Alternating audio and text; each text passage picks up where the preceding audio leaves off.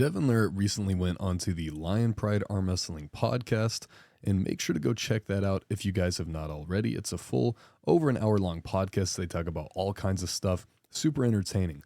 But during this podcast, one thing that they talked about was the upcoming match between Michael Todd and Ermes Gasparini.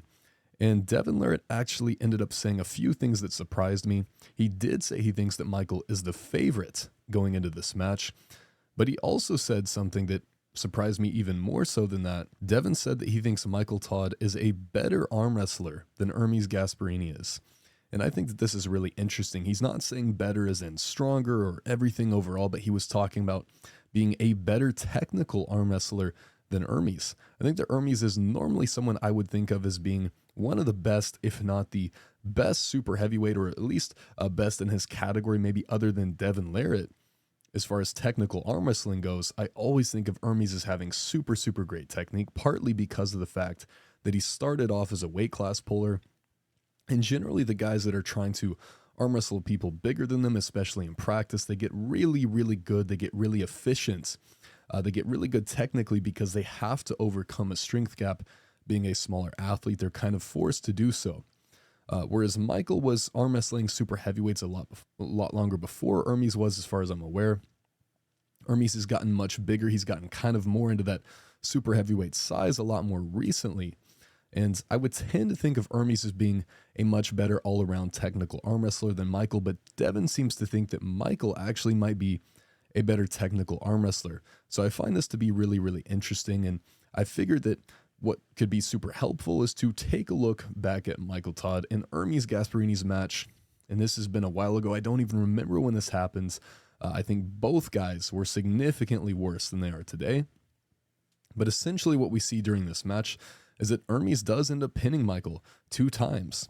He climbs, he adjusts, and eventually he's able to go up and over the top of Michael Todd. And in the very first round, what we see, the way that Ermes gets a pin, is he actually is able to maintain his cup. So firstly, he controls the high knuckle spot. He forces Michael to hold on to him. Michael is going underneath. And what happens is he rolls over the top of Michael. He climbs, he rolls again, he climbs, he rolls. And eventually he's able to get high enough. He's able to get far enough out onto the fingertips of Michael Todd that he can press while maintaining his cup. And he ends up getting the win by doing this. We'll see here in just a second. Ermes is going to continue to climb. He's going to continue to make the depth of his grip increase.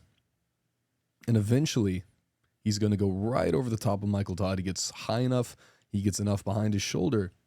Then Michael goes ahead and concedes this. I don't know if Michael was experiencing pain, but he does kind of decide to let this one go. But what we're going to see throughout the course of this match is that eventually, and you can even see it in round 2, Ermes' elbow flexor is going to open. It's going to start opening more and more so, and this is going to be the trend of this match. The tighter the Ermes' elbow flexor angle is, I mean, you can see right now, let's say it's about a 90-degree angle, the knuckles are a little bit more close to being even. And what's going to happen is that as this elbow flexor angle opens, Ermes is going to have less access to climbing during the match. He's going to be more so holding on to Michael than Michael is holding on to him, because in the very beginning, we can see this super tight angle. Ermes is going to be really tight. He's super close to his arm a lot of the time. And what that's going to do, and you can just see how much higher his knuckle is than Michael. Michael's totally the one underneath holding on. So Ermes isn't really taxing his cup, and he has a lot of access to that press and the side pressure. But later on, as this opens up, it's going to force Ermes to start trying to contain Michael Todd's top roll more so with his cup. He's going to have to hold on more and more so. The less vertical Ermes' forearm angle is, the more he will have to hold on, the less access he will have to hit sideways, and the less access he will have to his transitional press. So as time goes on, the person who's more comfortable with their arm angle being a little bit more open, and you can see it even way more so here. There's a foul occurs, and there's a restart, and now this elbow flexor angle is really starting to get opened up, and you can see that this is just not working well for Ermes now. As he starts to drive sideways, he gets really open, and his wrist starts to crack back now because he's no longer able to protect his wrist by generating that height, by getting his knuckles super high up into the air. And he's trying to climb. He's trying to continue this, but he's going to end up fouling out here.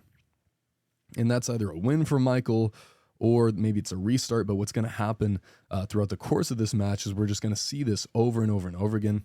Ermes' angle is going to get more and more open, and he's going to start trying to just flop press from the center table. He's not going to have that ability to climb up and over the top of Michael, and he's just kind of losing all of his access, and he's falling into the kind of classic trap that most people fall into when they go up against Michael. And you can see that every time Ermes is going to try to rock onto his elbow, Michael's going to sense that, and when that happens, he's trying to generate height. Michael's going to lat drag, and he just rips through that elbow flexor angle little bits. Now Ermes is well beyond a 90-degree elbow flexor angle, and there's just not really much of a hope for him to try to finish the match here other than a flop press. But Ermes' press isn't quite good enough. If he has hand control, he can press over the top of Michael Todd. But if he doesn't have hand control, at least here he was unable to finish Michael in a full-on flop press. He needed to have some degree of hand control, and this is just going to continue. You can see it even more so. I believe the score is now either 2-2 or 2-1. Michael doesn't ever get a pin in this match, and that is something that sometimes people complain about, but Ermes didn't really allow him to get a pin because he was fouling out. And you can see now, compare the veracity of the hits when Ermes has that really tight elbow flexor angle in round one. He's hitting Michael way over the side of the table, but now that this angle is open, he's barely even hitting him past center. And you can see every time how his wrist cracks back a little bit. There's so much pressure going into Ermes' fingertips now because he doesn't have access to climbing over the top. He doesn't have that high knuckle position that he used to. And that's all because of his elbow flexor angle opening and opening. His radial deviation is still fine. His wrist rise is still intact. The problem is his elbow flexor is opening. And you can see him trying to climb, and every time he tries to climb, Michael rows down and he rips through. Michael doesn't care if his wrist is back. He's just opening that angle of Ermes. You can see it right there again. Look at Michael's elbow. He rows back, and he opens Ermes' elbow flexor angle even a little bit more. And now Ermes kind of out of desperation just tries to go for that press, but it's a flop press, and at this point, it's just not even close. Now, the good old classic Michael Todd does potentially get baited into a press attempt a little bit here. It looks like Ermes kind of sets him up and is trying to make him think that that's there just to get this one last pin. So that was really close. Ermes almost got that, but in terms of the actual strength gap, and I think that we restart this match here, but in terms of the actual strength gap that's occurring in this match and the pendulum of efficiency, you can see it swinging in the favor of Michael Todd. And it all has to do with that elbow flexor angle. Ermes just no longer has the ability to climb. You can see him trying to kind of supinate in and use a lot more side pressure, use a lot more elbow integrity to climb now. But he's just getting so separated. And there's just going to be no way that he presses through Michael. And his wrist is also getting so gassed out now because, once again, this open angle is causing him to have to contain Michael's top roll more so than he would want to, instead of simply rising up and over the top of it. Another thing that I think has to be taken into consideration is that this is a standard table. Once again, it scores now 2-2. You can see that elbow flexor angle getting open, probably already, I would say, beyond a 90-degree elbow flexor angle from Ermes Gasparini. And you can just see he doesn't have access to any kind of shoulder commitment anymore. It's just going to be really difficult to finish Michael Todd from this position. But something we have to take into account is that this is a normal table. The East versus West table is going to be much more suited for Michael Todd because these pads are bigger. And so that's going to mean that Michael Todd can drag even, I think it's either an inch or maybe even an inch and a half more so toward the side of the table. He's going to have a higher ability to open Ermes Gasparini's elbow flexor.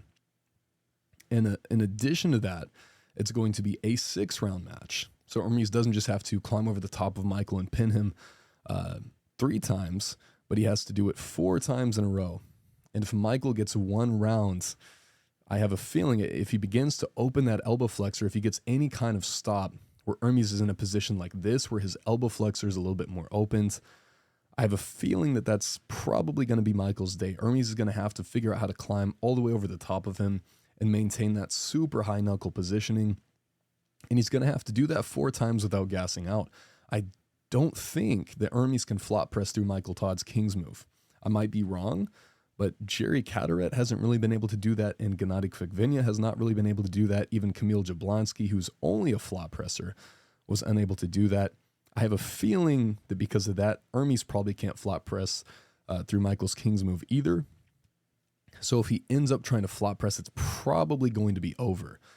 Maybe he can do it once in the last round, but if we see Ermes resorting to that flop press at any points before the last round, I think it's probably going to be over. And once again, you can just see that once Ermes' angle is open like this, he's not going to be able to climb up and over the top. He needs his shoulder to be here instead of here, so he has access to that side pressure. He has the ability to supinate and to generate height. And I think that Ermes is just going to go ahead and foul out one more time here. So we get one foul there. Michael tries to open in a press. This is also called as a foul, and then I think we're going to see a little elbow hop here from Ermes in just a second. And this is going to result in the third or the second. I don't remember if they were doing 2 or 3 foul system here. There it is right there. Ermes hops up off the pad just a split second. This is called for a foul, and this is going to result in the Michael Todd win. So Michael Todd didn't pin him, but again, that's kind of on Ermes because Ermes fouled out before he gassed out enough for Michael to pin him. So anyway, let me know what you guys think about this. I think that Ermes probably, if he has a perfect performance, Ermes probably should beat Michael Todd. He does have the ability to climb up over the top of people very effectively. However, Michael is getting so strong, and he's getting so strong in the lifts that really matter.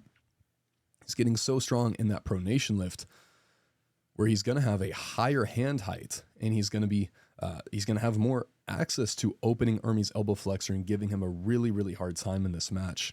So I don't know exactly who I would consider the favorite in this match. I think it's a good style match potentially for Ermes based off of his historical record, based off of his technical ability. But at the same time, Michael only needs to get one moment where he really has access to open Ermes' elbow flexor. And if that happens one time during this match, I think it's probably over. So in other words, Michael only needs one thing to happen. Ermes, I think, needs everything to go perfectly for him in order to win this match. Now, Ermes is so good that I think it's pretty likely that everything goes perfectly for him, and he does just win it. He puts on a technical clinic for how to beat the King's move. Everything is perfect, and he wins this match 4-0. I think that there's a very good likelihood of that happening. But like I said, if he makes one mistake, and it also might be that Michael's just too strong and Ermes just can't finish him. He's unable to press him, even if he does have really good position because of that sticking point. So I'm not sure who I would consider the favorite in this match, but I do understand why Devon would consider Michael the favorite, considering the extended pads that he's versus West and considering the fact that it is a 6-round format. I do understand putting Michael as the favorite in this match. So let me know what you guys think about this, but I'm super, super excited for this one. I really have no idea who's going to win. This is a match I've wanted to see forever, and I do think whoever wins this one should get a shot at Levon.